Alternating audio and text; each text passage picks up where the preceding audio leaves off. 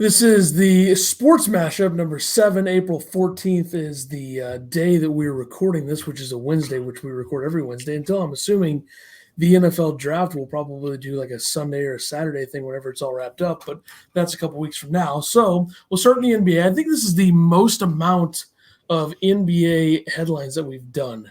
And I don't really want to spend too much time on these because none of them are that significant overall. But let's just do a couple of these. Obviously, Jamal Murray tearing his ACL, just brutal for the Nuggets.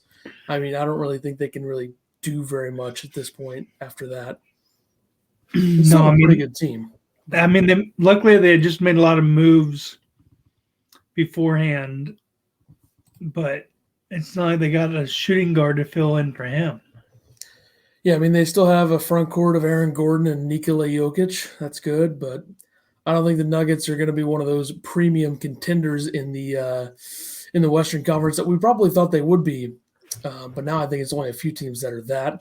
And one of the teams, obviously, is the Phoenix Suns, who hit 18 threes in the first half on Monday and then 25-45 in the game. I mean, the NBA, this is a perfect NBA game at this point, right? Just making a bunch of threes. And 25-45 is ridiculous. I mean, that not only did they make 25, they did it within 45 shots, which it's quite something. The Rockets aren't any good, though, so who cares at this point? And the whole A-Rod buying the T-Wolves thing with him being partnered with a billionaire whose name I didn't write down because I really don't care. And then Anthony Edwards, who's the number one pick by Minnesota, says he doesn't know who A-Rod is, which I love that. I think Anthony Edwards is one of my favorite players of all time at this point now. Just because he doesn't know who A-Rod is? Yeah. Do you believe him that he's actually doesn't know who A-Rod is? Do I believe that a guy who went to college for 1 year doesn't know who a guy who played baseball would be? Yes. I agree. Because, he's been a star athlete his entire life, football, basketball. I'm pretty sure he played baseball, but, that doesn't mean you pay attention to baseball. So, I know who A-Rod is, but not a fan. So, it is what it is. And you had Jason Tatum, the youngest Celtic, to score 50, passing Larry Bird, scores 53. Yeah, I saw that stat line. I didn't see the game, though. That was overtime, right? It was an overtime game, yeah. Yeah. I mean, Devin Booker scored 70, so. But, I mean, to pass Larry Bird, that's a feat. I mean, yeah, it is. But, the Celtics should be much better than they are, so I don't really think that – I don't really get, too high on these types of things. They should just be a better team. But they will be featured in our NBA picks later. So if you're a Celtic fan right now and I just trashed your team, wait for that later. But just like this, I mean, Zach LaVine drops 50, but he scored 39 in the first half. So he only scored 11 points in the second half of the game. When I saw 39 points in the first half, I was like, good Lord. I mean, how many did he have of that in the first quarter? He had a ton of points in the first quarter, too. I don't even remember. The Bulls are not that bad of a team. They're not going to win anything this year, but, they have pieces there. Getting Vucevic or Vucevic or however people say it, I mean, you already got LaVine there. They have a ton of point guards, even though I think they should probably draft one. If they get a good pick, maybe Jalen Suggs if they win, or they don't win the lottery, but they get a top 5 pick. But I don't think they will because I'm assuming the Bulls will be close to a playoff spot. So. Has he declared yet, though? Suggs? Mm-hmm. If he hasn't yet, he's gonna. I mean, obviously he's gone.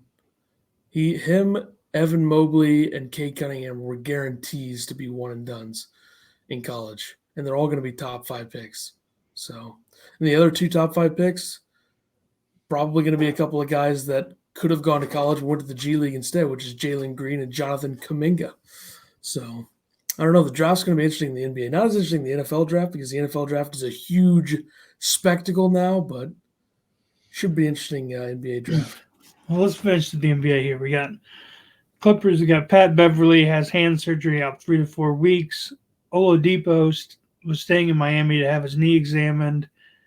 And Pau Gasol debuts in Barca in first game in 2 years. I don't know last episode, we were talking about his younger brother. Yeah. I don't know why Pau Gasol is still playing basketball, but whatever. Do what you want, I guess. He's no Dirk. I'll tell you that. I think we spent too much time on the NBA. So NFL we go. There's a lot of stuff in the NFL, as there always is. So what do we have there? You want to do the team needs thing now? I think we should get that out of the way. That's fine. All right.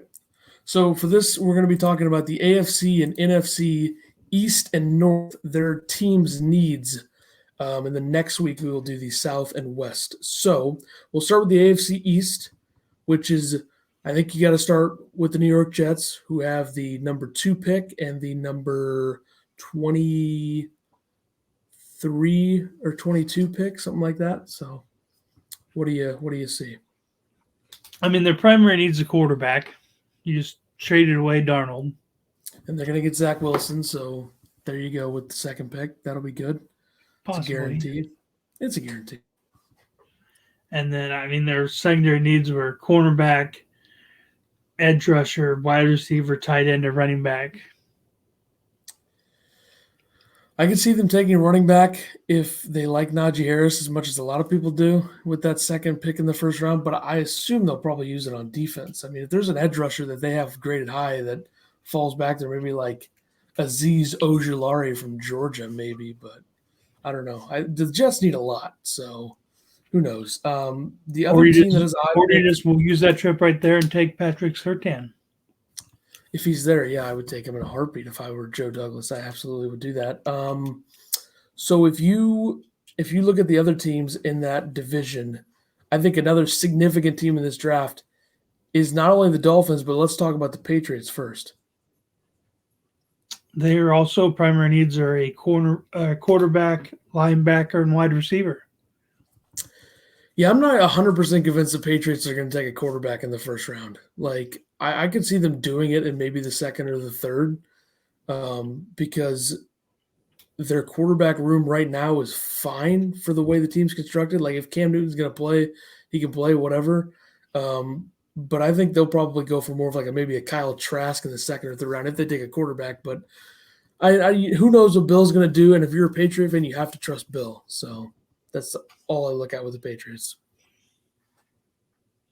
You want to go to the Dolphins? They have a significant part in this draft. Yeah, I mean, their primary needs are wide receiver, edge rusher, running back, tight end. Which I don't understand why they need a tight end. They have Mike Gesicki. It wouldn't hurt them to have like a versatile guy that could be like a wide receiver, like Kyle Pitts. Like if they could get him, you take him. But a receiver is definitely what they should do, in my opinion. But everyone it's either Pitts or they have him taking Donovan Smith. Yeah, they went from 3 to 12 and back to 6, right? So they have the 6th pick. I would almost guarantee that they will take a wide receiver or tight end. Now, if they don't, it's probably going to be because Penei Sewell from Oregon, the offensive lineman, fell. So I think you got to get things around Tua because Tua was not that good last year. But, of course, he was only a rookie. He was coming off a major injury to Alabama. I think people kind of lost confidence in Tua a little bit quickly. Like, he didn't have that much around. Like, their playmaking ability on that offense was not very good around him. So I'd give him another chance. What about the Bills? Their primary needs were cornerback, edge rusher, and receiver. Okay, and the Bills' pick is 29 or something? Because they have Stephon Diggs and Cole Beasley, but who else do they have there as receivers? They have a couple other guys that were good last year, but I don't know their names. So, I mean, where they're at, they could pretty much take just about any position. You really never know. I would probably add to that defense if they see a guy there, maybe get a corner or something just for fun. But that's just me. You never know when those teams are that late in the first round. What they're going to do. They could trade out. Who knows? Let's go to the AFC North. We'll get the AFC teams out of the way for this week, and we'll start with the Bengals, I guess, who are in a, significant spot in this draft. They need a wide receiver or an offensive tackle.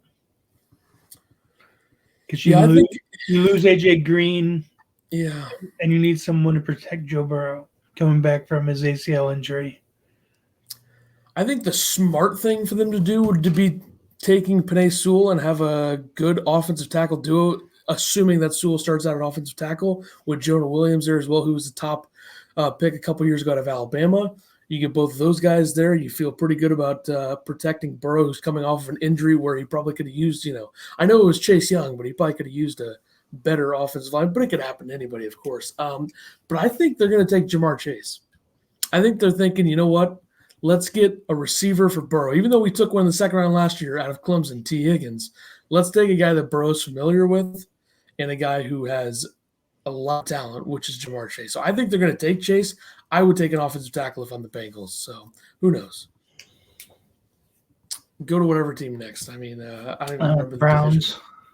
Yeah, the Browns, they just added Jadeveon Clowney. It says they need an edge rusher or an inside defensive line, wide receiver, or cornerback. But the edge rusher is kind of off the table now. They've just signed Clowney to a 1 year of the $10 million deal. So you're really looking at an interior defensive lineman, wide receiver, or cornerback. Yeah, I like what they've done with their defense in the offseason, getting John Johnson. I think a corner would probably be a good pick there, and I'd probably look at they're at 26, I believe, so Asante Samuel Jr. out of Florida State could work, or Greg Newsome out of Northwestern.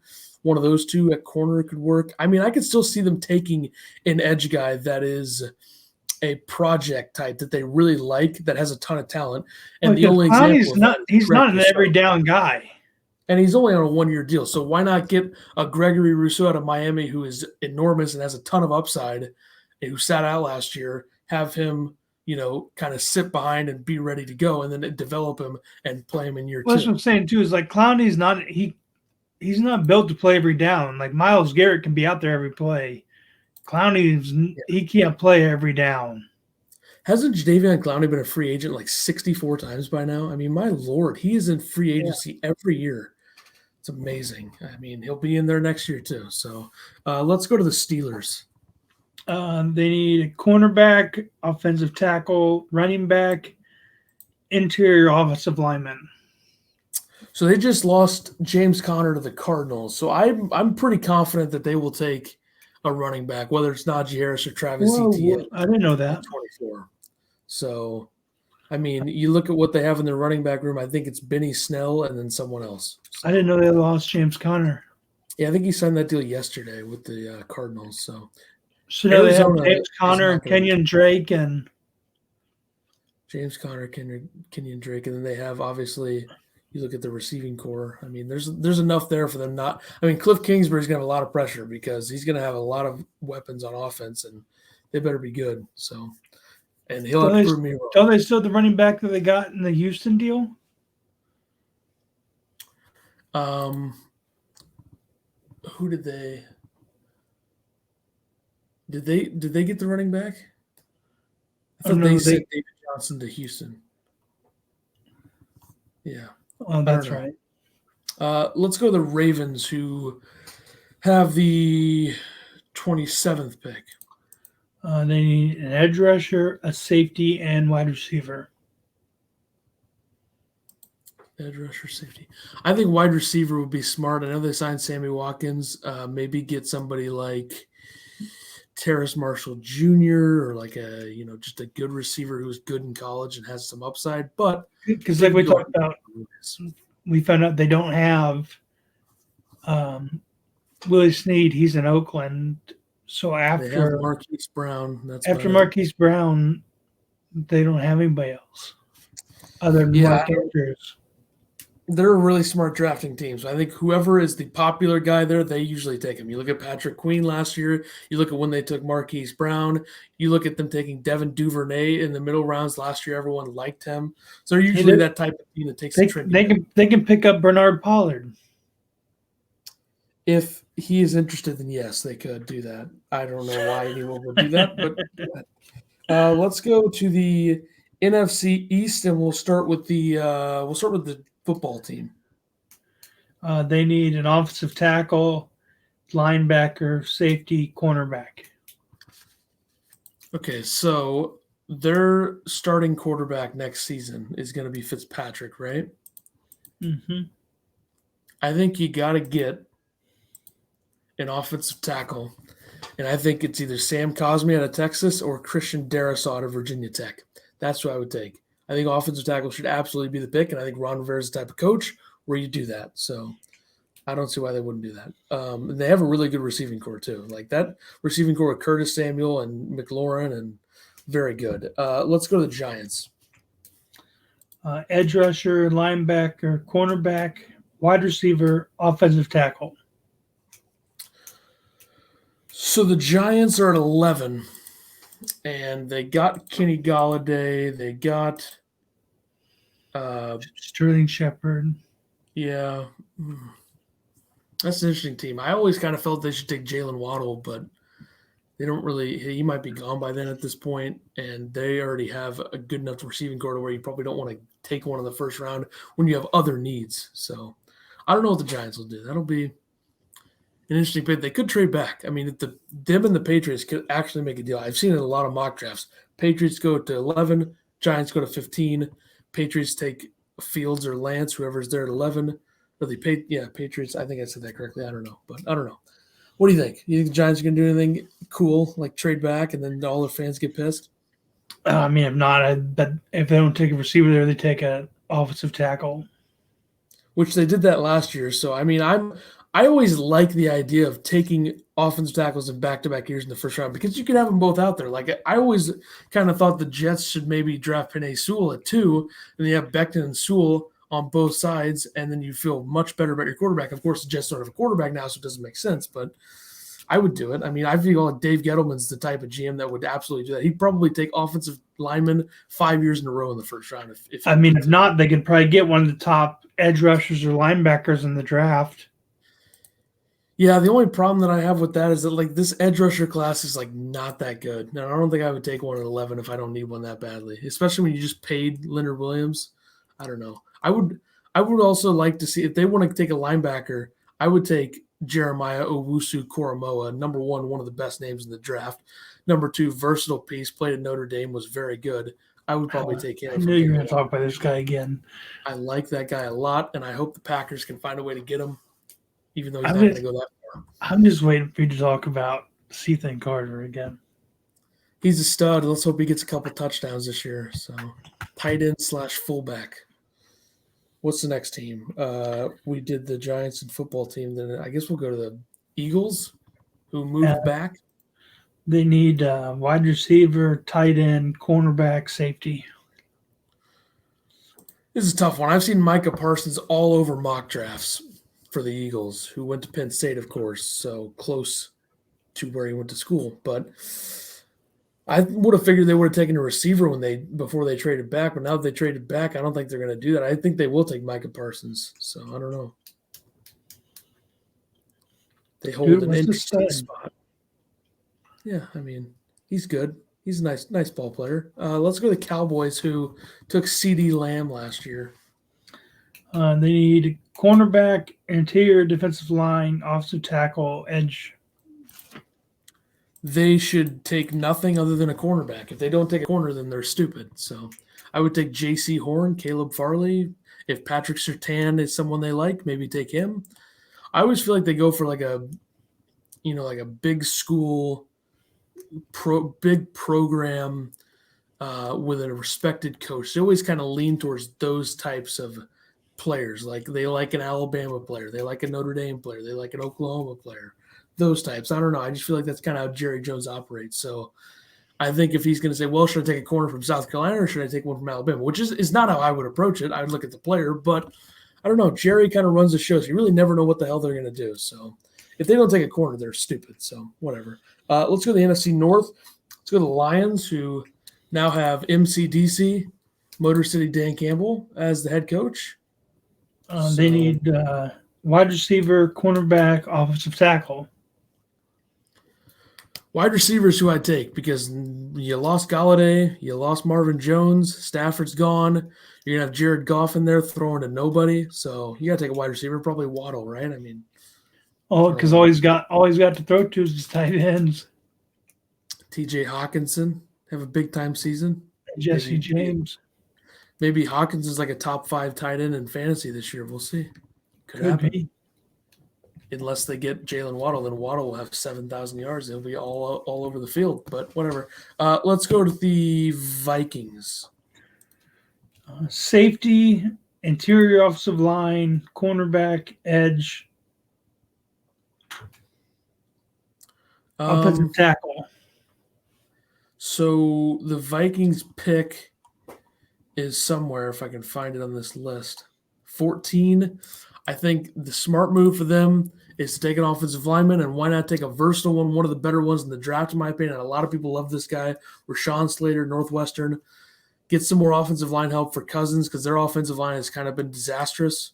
The entire NFC North, other than Green Bay, has had pretty disastrous. Detroit's offensive line is not horrible, but Minnesota and Chicago have really had trouble getting offensive lines.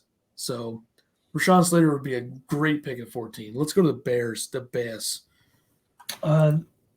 Quarterback, defensive tackle, wide receiver, cornerback, interior offensive line.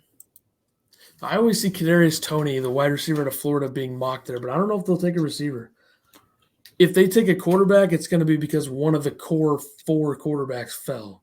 With that, and I keep seeing that they're talking about getting rid or trading Kevin White.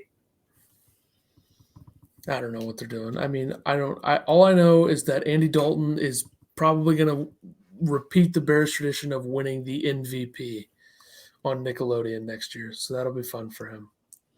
So we'll see. Green Bay, I think, is the last team for that. Yeah. Offensive tackle, wide receiver, cornerback, interior defensive line, linebacker.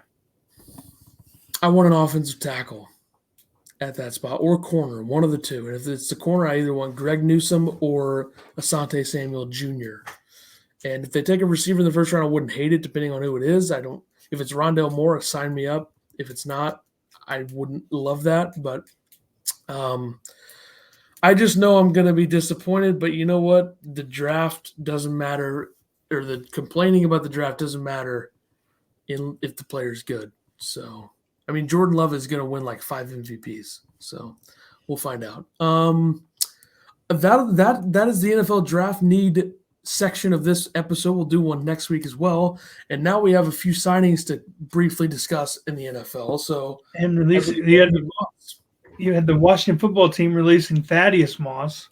He was never going to be anything anyway. Next, I think that could be someone who you could think maybe the Bengals sign for uniting with Burrow. If they want to bring back the LSU team from that year that won the national championship, then why not? Yeah, go for it. I'm sure you could get him on a cheap contract. Someone will pick him up, practice squad, and then maybe he'll get to the team eventually. Seattle re-signs Demarius Randall and move him back to cornerback. Which is stupid. He's a terrible corner. Green Bay literally ruined him by putting him at corner. They drafted him in the first round, ruined him by playing him at corner, then traded him to Cleveland for Deshaun Kaiser. Cleveland made him a safety. He was good again. Then he ends up in Seattle, and I don't know why they would move back to corner. He at Arizona State, he was an extremely good safety. So I don't get this at all. But the Seahawks think they're smarter than everybody. Go for it. We'll see what happens. Trey Lance to hold a second pro day Monday, April 19th. So next Monday. Didn't Fields have a second pro day? That I don't know. I think he did. I don't know why he would. Lance definitely needs it because he only played that one showcase game this year, and he only played one full season in North Dakota State, and he's really young. So I think he needs one. Even though I think pro days are kind of lame and overrated, he needs a second one. So there you go. And we already talked about Clowney, and then Julian Edelman dropped from the Patriots after his physical. And then hours later, he announced his retirement with video in Gillette Stadium.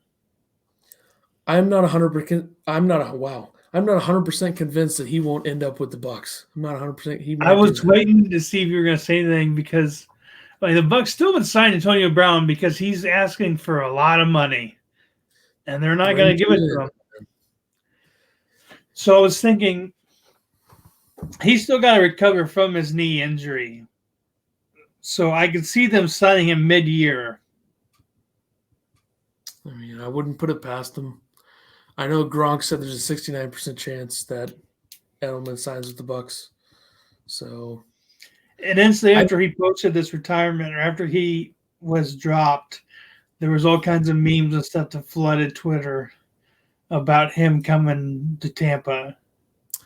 yeah, I mean, I think he should end his career in Foxborough. I think it's only right. Well, because what he say? He said, "I'm in it on two words: Foxborough forever." Yeah, I mean, they had a great run, but I'll just say this right now: great player, not a Hall of Famer.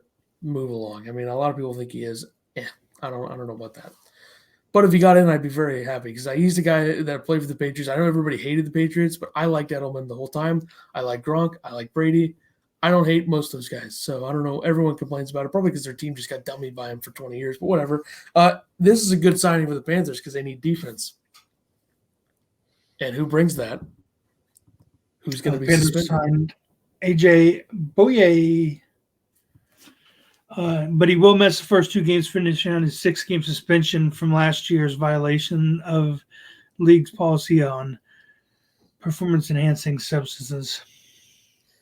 Yeah, it's not great. I mean, they need defense. That secondary is pretty good, and they will be even better with a guy like this, even though he's not what he used to be. Not a bad signing at all. So we'll see how that goes. With it being a 17-game season, he only misses 2 games. Yeah, that's not bad. Would have thought about that a lot more before the 17-game season. Even though it's only 1 game, it just feels different. So, all right, let's go to college hoops. We're going to briefly go over some of the headlines here. Mick Cronin getting an extension through 2026-27, Final Four run with UCLA, all that stuff. Good for him. He's done a good job there. They're going to be even better next year. They are slated at the number 5 spot in my way too early, super early top 30 college basketball rankings. Alabama landed 5-star transfer from Texas Tech, Namari Burnett. So Nate Oates continues to add. They also got Noah Gurley, who is another big-time transfer from where the hell was he playing? I can't remember. It was like Holy Cross, no. I don't know. He's playing somewhere that was important. So there you go. They got him as well. Then Brad Davison returning to Wisconsin for his 100th season. Good for him. He's like 40 years old now, still playing the college hoops. Good for him. And then I just saw that Tommy Lloyd, who's a Gonzaga assistant, is the next head coach at Arizona. So see how that goes. I think that's a really good hire by Arizona, probably the smartest one they could have made, and see how he does. And then we got some other things, which is an extension for another longtime coach. Yeah, South Carolina's Frank Martin gets a 2-year contract extension through 2025 season. And since he fires head coach John Brennan after 2 years season following an investigation into the program, he was placed on paid leave earlier this month. And then we got Arkansas's guard Moody declares for draft, as does Joel Ayayi. Azag forever. And then you got 3 Illini players declaring, and then there's question marks. Is Kofi next? Well, here's what I think is going to happen. Georgie Bashanis-Vili will go play pro overseas, so he's done because he's graduating from Illinois. Io's obviously going to be a first-round pick. Trent Frazier is going to come back to Illinois and play his 5th season because he get a free year. He's going to play. And I think Kofi will declare for the draft and ultimately come back. So I think Georgie and Io gone. I think Frazier and Kofi back. So I just want to say real quick, how about the fact that Mick Cronin, who leaves Cincinnati, gets an extension, and then a couple of days later, John Brandon gets fired, who replaced him at Cincinnati. So that's quite something. And I saw that Wes Miller is a big candidate for the Cincinnati job, the UNC Greensboro head coach, of who I advocated for him to be the North Carolina head coach. So I think what's going to happen is Wes Miller will get the Cincinnati job. If he does a good job there and Hubert Davis flames out at North Carolina, which I don't think is going to happen, maybe Wes Miller eventually gets the North Carolina job. So we'll see.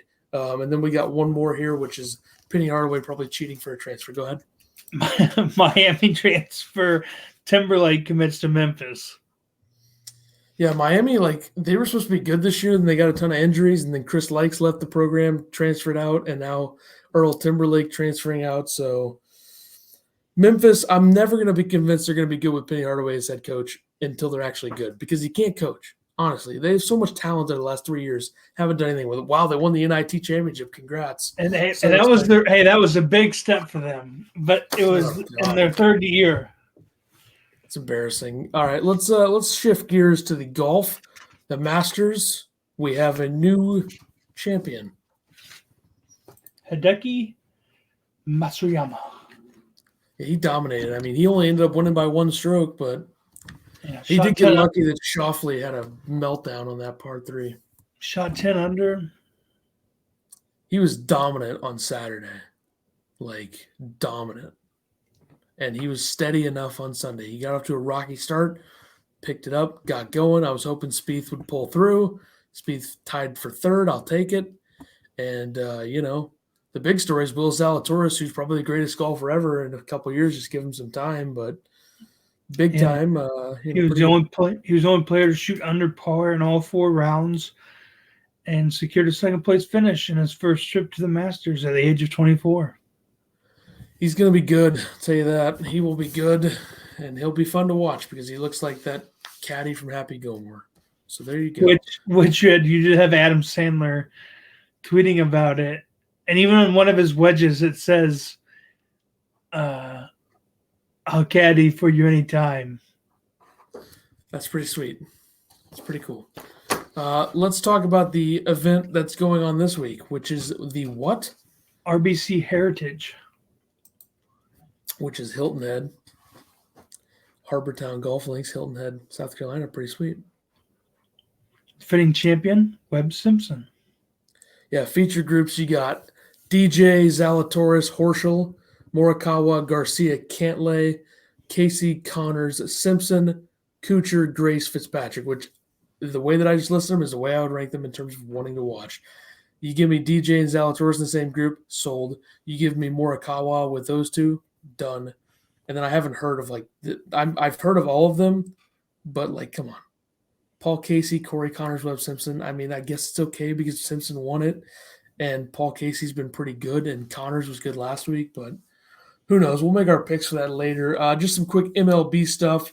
The Red Sox are a wagon. After I proclaimed the Orioles were a wagon after beating them in 3 straight start season, the Red Sox are back. They've won 7 straight. The Yankees lost again. 8. They didn't win today. Yep, 8-3. The Yankees are now 5-7. The Blue Jays are 6-6. Tampa and Baltimore also 5-6. So the Yankees panic time. And before this game today, JD Martinez was batting .425 with 5 home runs, 16 RBIs. He'll never win MVP because he's a DH, but he can win Silver Slugger. So there you go. All-Star game moved to Colorado. We probably could have covered that last week, but we didn't. After all the voting law stuff in Georgia, which honestly just so ridiculous. But you know what? We're not. Wasn't it first moved to Texas though? I think they were thinking about moving it to Texas. And then Texas said or the Texas mayor or wherever said no, our governor.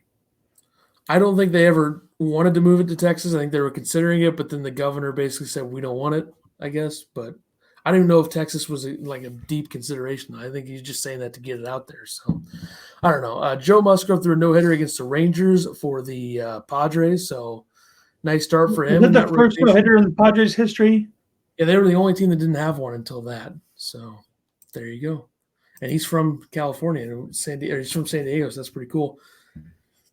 So the MLB is examining Trevor Bauer's baseballs, which who cares? I mean, seriously, if he's doing something, whatever. If he's not, who cares? I mean, this is so stupid. But I also wanted to write this What down. could he really be doing? Putting something on it, I guess. Other than putting a substance on it, what else could he be doing that they really would be examining? I don't know. They'd probably think that he's putting something on it that makes the spin rate higher. It's all spin rate, It's somehow taking a razor blade onto the mound, cutting little slashes to get a fingernail in. We'll see if they find anything there, which I doubt they will. The best pitcher in baseball, Jacob deGrom, is amazing, and the Mets are an embarrassment to baseball. I mean, they are 4-3 or whatever, so they've had a good season. But he went 8 innings, 5 hits, 1 earned run, 14 strikeouts, and got the loss. He made one bad pitch. It wasn't even a bad pitch. It was like 100 miles an hour up in the zone and Jazz Chisholm in a home run. What are you going to do? He pitches tomorrow. He's 0-1 with a 1.64 ERA, 21 strikeouts and 14. Like, what a joke.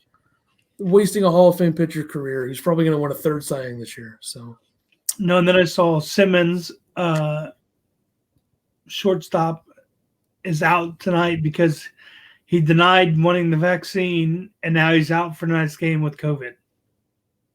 It's quite something. So, there you go. I think he had mild symptoms is what I saw. So, we'll see. Hopefully, deGrom can get a freaking win tomorrow. Like, what a joke the Mets are when it comes to him pitching. They don't hit the ball ever. And they won facing Rodgers in that game. The game they won the other day, they won on a walk-off hit by pitch, and the dude leaned into the pitch. Yep. Yeah, Conforto's up there, goes like that, clearly leans his elbow in, gets hit. You can't review it because MLB rules are stupid. You also have the Braves-Phillies thing. The ump first starts calling him out a strikeout, and then he's like, oh, no. It's ridiculous. I don't know how they didn't fix that situation, but whatever. I think it's the Braves-Phillies thing where what is the point of review in Major League Baseball? Like, he clearly didn't touch the plate. They reviewed it and still didn't get it right. What a joke. I mean, geez. You wonder why Rob Manfred is not only an idiot, but one of the least liked commissioners in the history of the sport. So, whatever. We should have Theo Epstein as commissioner, so I will officially start that rally. If he wants to do it, let him do it. He'd be better than Manfred. I think you or I would be better than Manfred. So there you go. Let's go to the NHL where the trade deadline happened. I don't think I got too many things on here, but I'm just going to go over these moves real quick. You had Nick Foligno and Stefan Nason traded to the Maple Leafs with a 3-team deal between Columbus and San Jose, first and a fourth to Columbus and a fourth to San Jose. Calgary traded David Riddick to Toronto as well for a 2022 third. The Bruins got Mike Riley from Ottawa for a third-round pick. The big one was the Wings trading Anthony Mantha to Washington for a first this year, a second next year, Jacob Vrana and Richard Panik. Great deal for the Red Wings, in my opinion. The Blackhawks traded Matthias Janmark to Vegas, and the Canadians traded for Eric Gustafsson to the Flyers. And then, of course, I wanted to ask you about this one. Taylor Hall, Curtis Lazar to the Bruins for Anders Bjork and a second-round pick. Go ahead. I just hate the signings for guys that are in the last year of their contract. Well, here's the good thing. It sounds like Taylor Hall would like to stay. I know. Now he says that. Says I would like to be a Bruin for years, but think about this though. You got him for less because he's only got 1 year left. Like Anders Bjork in a second is not a lot to give up. Well, and they're paying half the contract. Retain 50, yeah. And the other thing is, like, I know Taylor Hall's not the player he once was a few years ago. Like, he hasn't been as good, but you gotta think he'll be better playing on the line with Craig Smith and David Krejci, right? And then maybe he'll play with Bergeron and Marchand at some point. Well, if they want to rotate him and Pasta, you could. Yeah, but Krejci makes a lot of guys better. Yeah, and that helps. I mean, look at what Buffalo was. Buffalo was a disaster. Hall's not the player he used to be, but he was also in a terrible situation in Buffalo where Eichel was hurt. He's out for the season, by the way. So, I mean, personally – Eichel's like, oh, you just traded half my team away? Yeah, I'm out for the season. I'm not even trying to come back now. I think he's probably getting some sort of surgery done because I know he had an injury. But, like, if I were him, I bet he could come back if they were good. But, yeah, I wouldn't even come back for him. I personally didn't want Taylor Hall in the Blues. I know there's a lot about the Blues and the Avalanche and other teams being interested.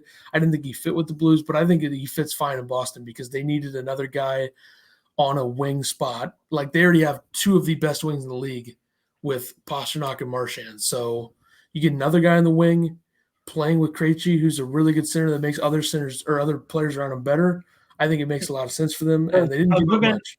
I was looking at Curtis Lazar's stats. Not the greatest. I mean, he'll be a nice third and fourth line guy. If you want him out there, he'll probably hit some people. That would be good. I mean, nothing wrong with that. He's definitely like a fourth line center. Yeah, Anders Bjork was a decent player, but like he's not going to ever do anything, right? I mean, that's just a good deal for Boston. So we'll see how it goes. So many people wanted them to get rid of DeBrusk over Bjork.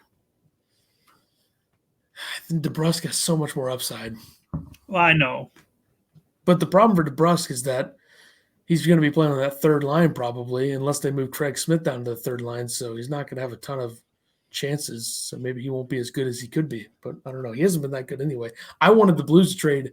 I one of the articles that I wrote last summer was the Blues a mock trade for Jake DeBrusk. I don't know if the Bruins read the article, maybe had some interest, maybe made a couple calls. I doubt it, but I don't even remember what I wrote. It might have been like Vince Dunn or something. I don't know, but we'll see if our teams ever get together on a trade one of these days. We'll see. Alex Radulov and Ben Bishop out for the season for the Stars. So the Stars have had a disastrous season. They're not going to make the playoffs, and down they go. 6 Stanley Cup contenders. Do you have a list of yours? Okay. You can do yours now. Go ahead. Well, let's first. Ethan wrote this down and said Ethan's 9 Stanley Cup contenders and didn't have anything for me here. I didn't know if you wanted to. I just didn't. So I first made it 4 for Ethan and 4 for me, and then I was like, "Oh, we'll make it just 6 for each of us." Turn the 9 into a 6. Flip it. That's fine. 9. I already had it. I have a list of 10, but obviously you can cut it down. So I have mine: Colorado, Toronto, Washington, Vegas, Tampa, Boston. Okay, so I am going to go with Colorado, Tampa, Vegas, Toronto, New York Islanders, and then at 6, I was really conflicted because I felt like Washington did not make themselves better with that trade. I don't know if there's another Canadian team that can be in that top 6. Probably not. Probably not Winnipeg. Probably not Edmonton. As much as I like Pittsburgh and trust them, I couldn't really go with them. So I just decided to go with the Florida Panthers because you know what? Carolina Hurricanes. That's what I meant to say. Dang it. The Panthers are not. Come on. Carolina. I like Carolina a lot. Tons of talent there. Their defensive core is extremely good. They've been in the playoffs and made runs in the last couple of years. I think they could be really good. Other teams on the outside looking in, you look at Florida, you look at Boston, you look at Pittsburgh, Edmonton, Minnesota, those types. So we'll see. I don't know. I think we might have like a random cup champ this year. Like Colorado's the best team and Tampa Bay's second. I don't think it's even close after the top 2 are a lot better than the rest, but we'll see how it goes. And obviously we'll have I have Toronto up there, but they never seem to can get to the finals. So just because they're in there doesn't mean that I think that they can get to the final. I would agree with that.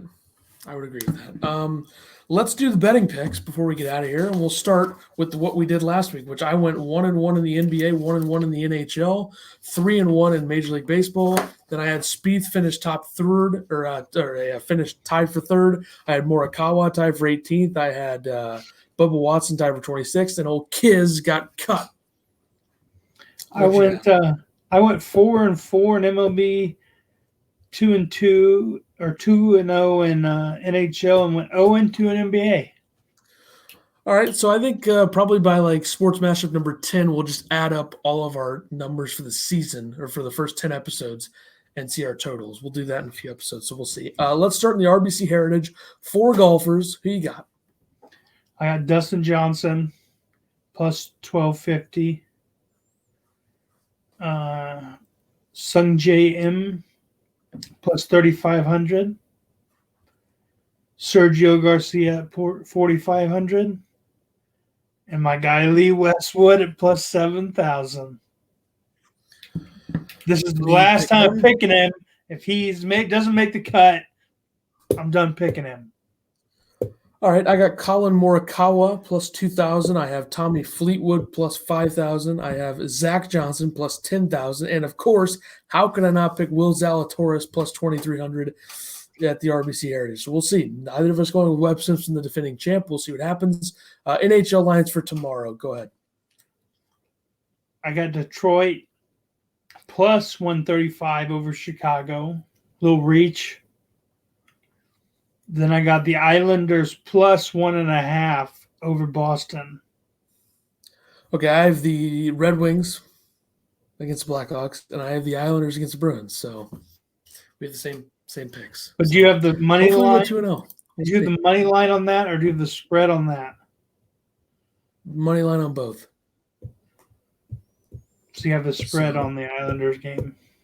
I mean, you could do that, yeah. NBA line for tomorrow. There's only the Celtics-Lakers one. What are you doing with that one? I have the Lakers plus 190. All right, we'll go head-to-head. I'll take Boston. Taking the Celtics. So we'll see how that goes. And then MLB money lines for tomorrow. 4 of them. Go ahead. Oh, I have all underdogs. All right, I picked 2 underdogs. Or 1. I picked 1. I got game 1 of the doubleheader of the Seattle Orioles game. I got Seattle plus 101. I got Detroit plus 147 over Oakland. Texas plus 157 over Tampa. And Boston plus 143 over the Twins. All right, I got the Mets minus 216 against the Phillies. I got the Mariners plus, what was the number you had for the Mariners? I have game 1, though. Do you have game 1 or game 2? I mean, are they actually playing a doubleheader? Because I have Mariners plus 108. I think it's game 1. 108 is what I had. So I had 101. Okay, 108, 101. It's basically the same thing. Twins minus 153 against the Red Sox and Braves minus 177 against the Marlins. We'll see how we do. Next week, we will be back with another episode, number 8. That'll be. We'll do all the headlines and the picks and all that stuff, and we will see you next Wednesday, the 21st. Deuces.